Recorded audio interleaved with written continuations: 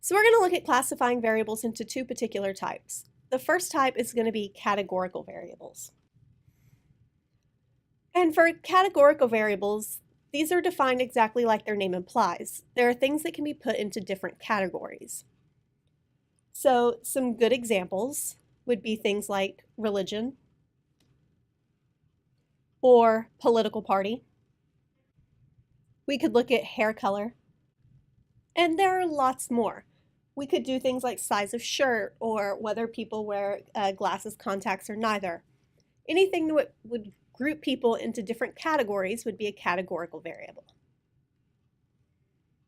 The other main type of variable is quantitative variables.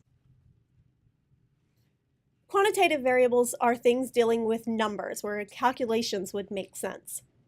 So some good examples would be the number of siblings you have, or your height, or the weight of your backpack.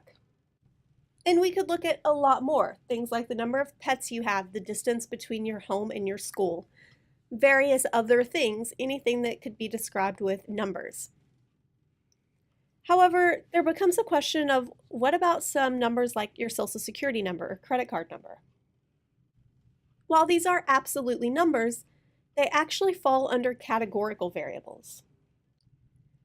This boils down for a few reasons. One, quantitative variables are numbers, however, they're numbers where calculations make sense. It doesn't make sense to talk about an average social security number and an average credit card number. In addition, the different pieces of your social security number or your credit card number actually do contain information, so we can classify you based on that.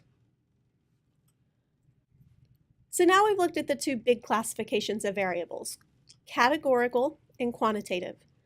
However, we can break that down even more. In particular, there are two types of quantitative variables.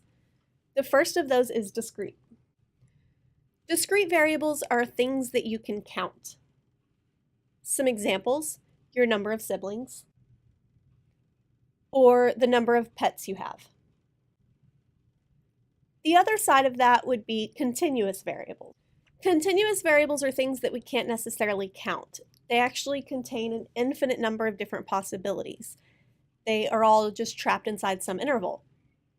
Another way to think of them is while discretes are things that we can count, continuous would be things that we measure.